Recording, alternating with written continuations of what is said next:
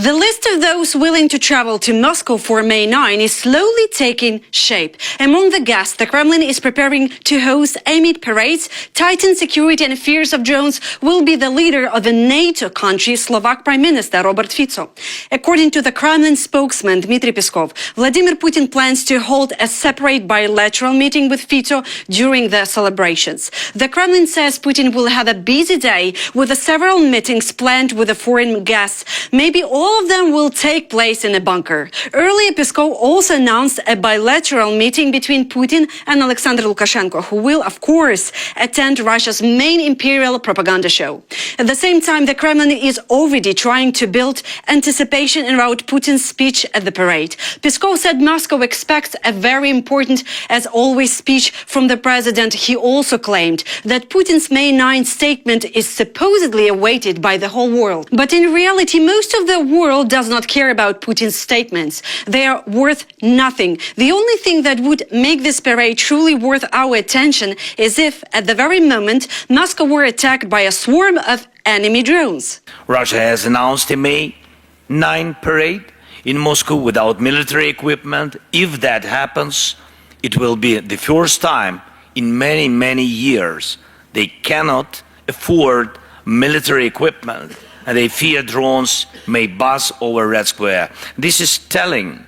It shows they are not strong. No. And the night in Moscow showed why this year's parade may look a little different. The Russian capital once again woke up to the sound of drones. One of the drones hit a building in the west of Moscow. City mayor Sergei Sobyanin claimed there were no casualties. At the same time, Russia's defense ministry said its air defense had allegedly shot down 117 drones overnight. As usual with the Russian military reports, those numbers have not been independently verified.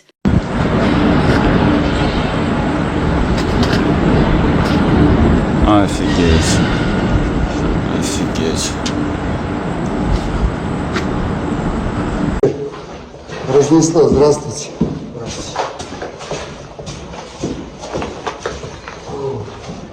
Раз. Два. И три. А там никого?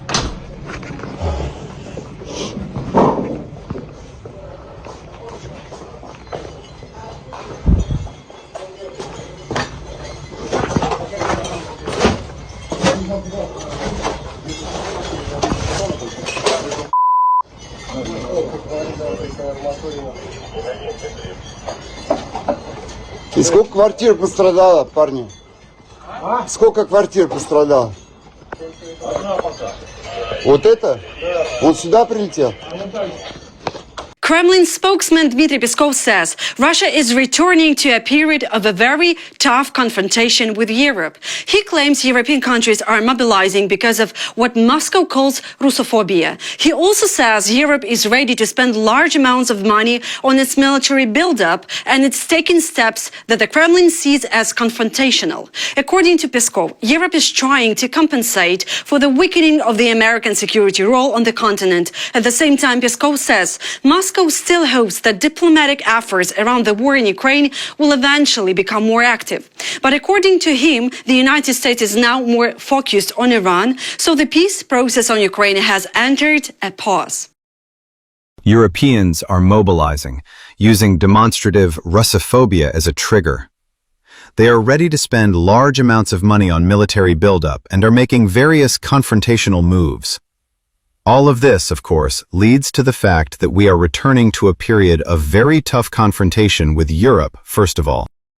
World leaders are gathering in Yerevan for a major international summit, the first visit of this level in more than 2 decades. Ukrainian President Volodymyr Zelensky is also there, meeting with the European leaders and partners. The official agenda includes regional security and cooperation, but in reality, Ukraine is one of the key issues. Kyiv is using this platform to push for more military support and stronger sanctions against Russia.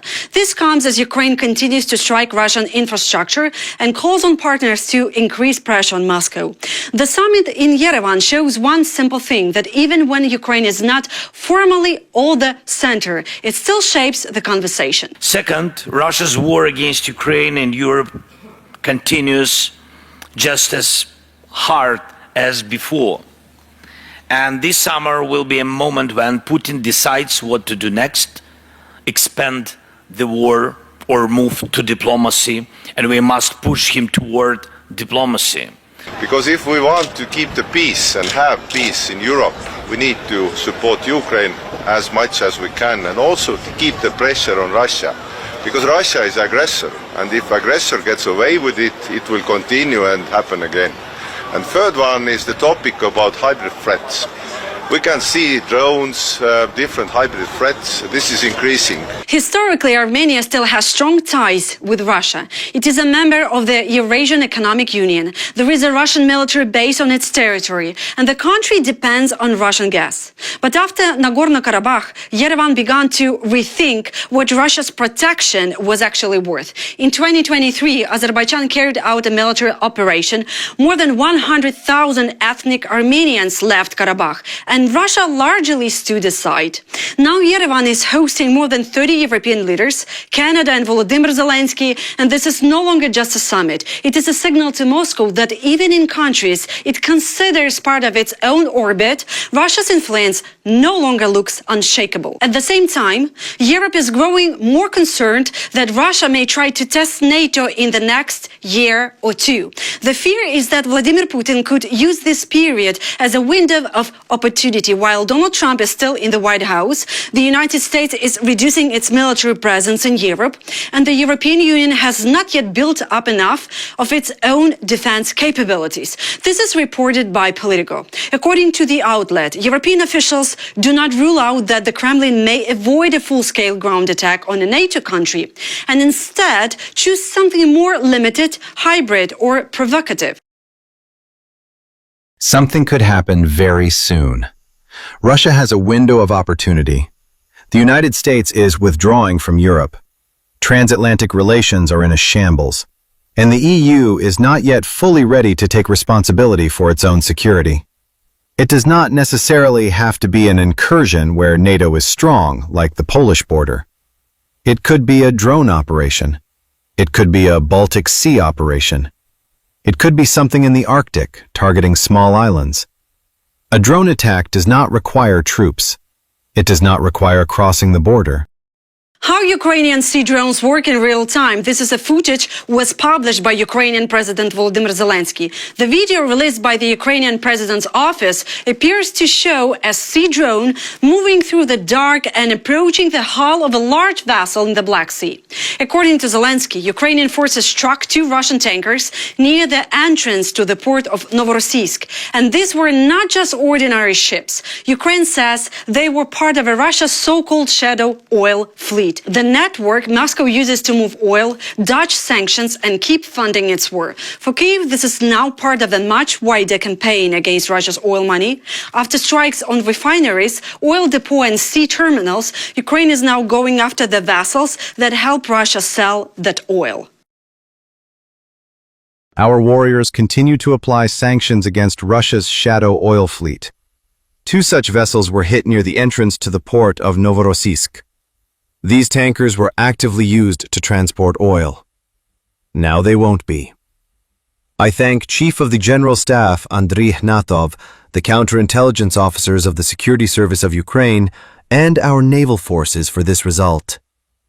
Ukraine's long-range capabilities will continue to develop at sea, in the air, and on land.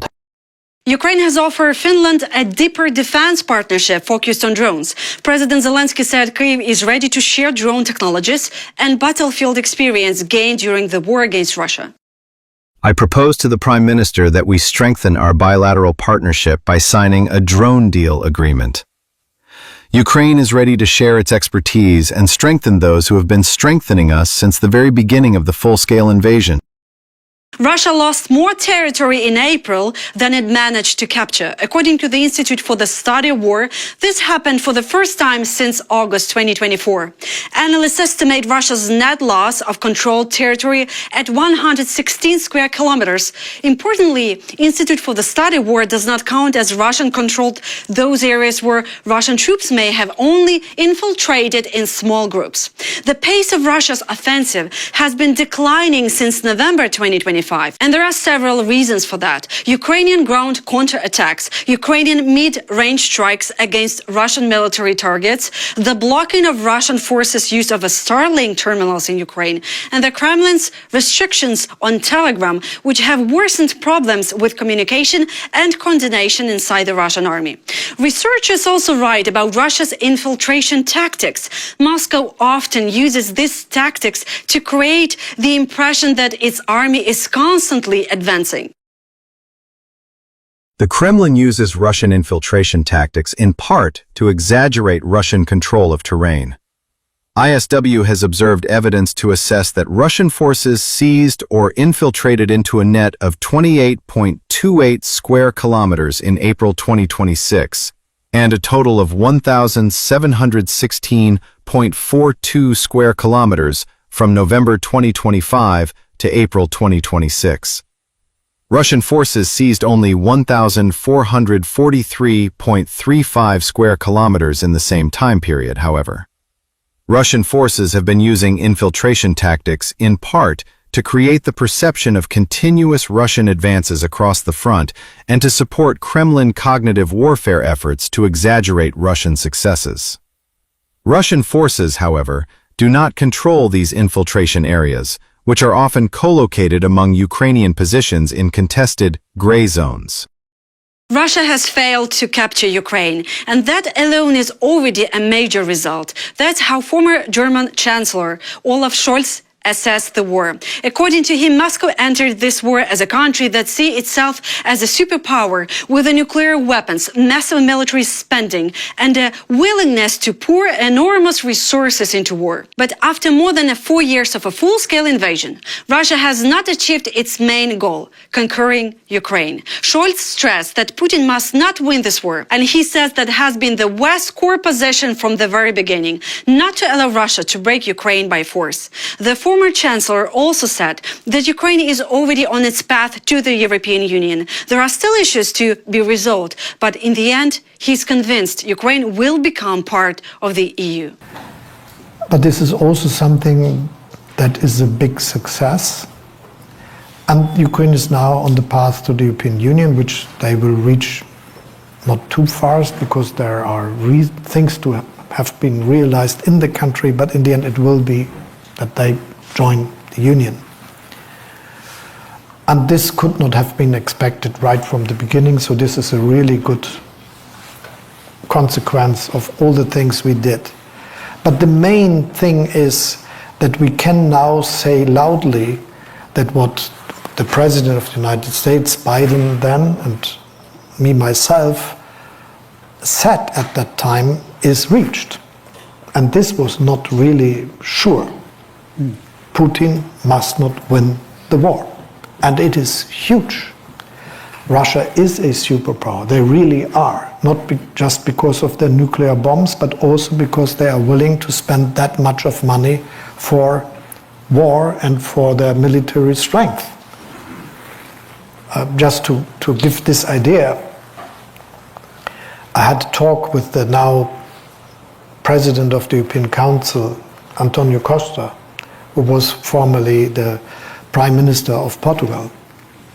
And he told me that he knows that in the end of the fascist dictatorship in Portugal in the 70s, the Salazar dictatorship that ended then, this small country spent 50% of budget for military questions. So we should be aware that though it is completely senseless, countries may take decisions like this, and Russia is going into the trend of putting all the economic strength of the country into this question. And after all this happening, after the sacrifice of 1 million Russian soldiers, Russia did not conquer Ukraine. And this is a big success. That's all for now. For more content about Ukraine and the world, please subscribe.